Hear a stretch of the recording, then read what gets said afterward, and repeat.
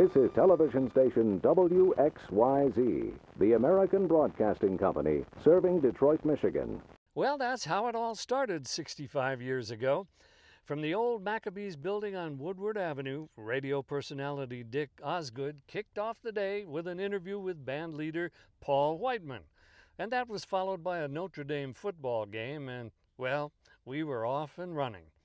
Jimmy Riddell was the station's first general manager, and he was responsible for hiring his successor, a one-time theater usher by the name of John Pivel. Mr. Pivel had a flair for show business and the times, and he quickly introduced what may have been TV's first talk show. It was called Pat and Johnny, starring, of course, Pat Tobin and Johnny Slagle. And it wasn't long before other faces filled the small screen. Edith Fern Melrose charmed the mornings as the Lady of Charm, long before there ever was a Martha Stewart. Good evening. We are talking to you from the Latin Quarter at the opening of the Hope Extravaganza, which is a very wonderful event in Detroit. Sports were always hot stuff even back then. Fred Wolf was the man at the mic for the annual Gold Cup races on the river. He was trackside at the Motor City Speedway, and in Detroit, he was Mr. Bowling. And just like now, the Detroit Lions were on 7. John Pivel knew that kids knew how to turn the knobs on those old black and white TVs, so he hired a zany comic named Marv Welch, who had to clean up his nightclub act to become Wixie, the host of Wixie Wonderland.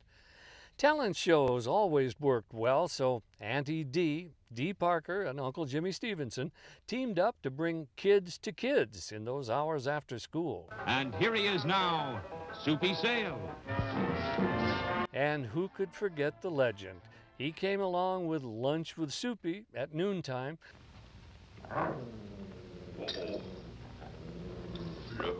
Yeah, fresh hot dog. And then there was the adult version of the Soupy Sales show at 11 p.m. No news at 11 in those days. And when Soupy left for New York, along came a guy named Ginger, Johnny Ginger, who pantomimed his way to local stardom with the help of folks like Sammy Davis Jr. As our TV britches were getting a little bigger, it was time to find a new home. Out at 10 Mile and Northwestern Highway, Broadcast House was built on a 200-acre farm site as the turbulent decade of the 1960s was getting underway. Now you're in A Control, part of what we believe to be the largest TV control center in the world. It didn't take long to settle in either. The glamorous Rita Bell picked up morning viewers with her prize movie show as contestants tried to name the tune that I'd picked out of our old sound library.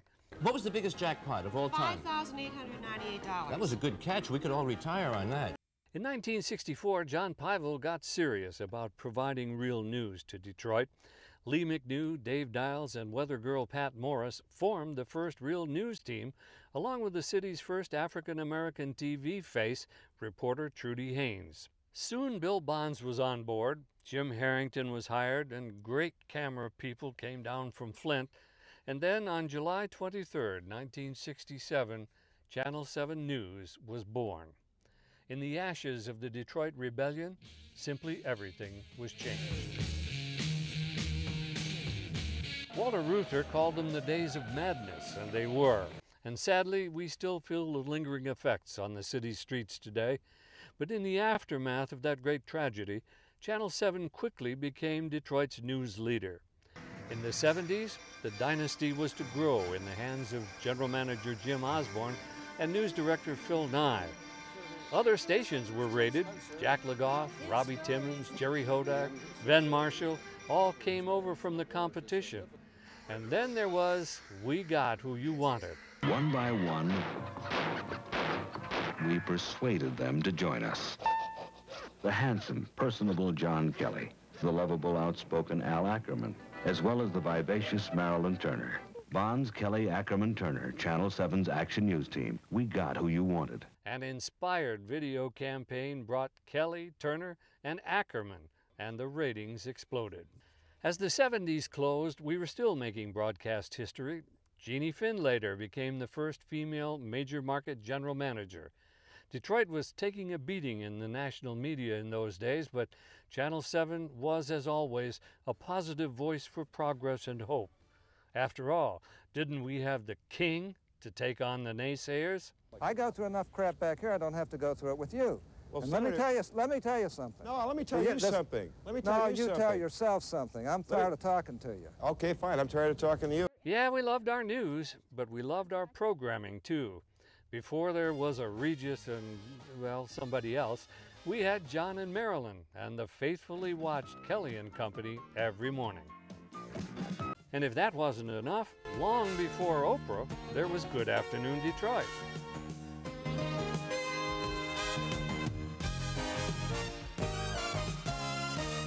The techno revolution wasn't about to leave us behind either, as the broadcast industry threw out those old typewriters. Get rid of stuff! Give me computers! Just get rid of stuff! And install something that was supposed to save a lot of paper. In 1992, yep, we got us computerized. I can't wait for the new newsroom. They're going to be better? Oh, it's going to be fantastic. It's going to be fantastic. Then along came a website called detnow.com, and then another one more appropriately called WXYZ.com. And then we went high def in 2006, and, well, those of us over 39 really started showing our wrinkles. Over these pioneering 6 decades, one thing has certainly remained constant. We do it right. The Circle of 7 has always and will always stand for broadcast excellence. The awards, frankly, just too many to mention tonight. The shows, the Woodward Dream Cruise, the auto shows, the numerous telethons for the community, Detroit 2020, all those years of spotlight on the news. Let's just say, well, we've been at the heart of it all. So tonight, we honor ourselves, our achievements, and those who came before us, and those who will come after us in the very long tradition of excellence that is WXYZ-TV Channel 7 in Detroit. Thanks to our proud history, no matter where we go, no matter where we are, we can all proudly stand up and tell them we're from Detroit. Come on, let's hear it.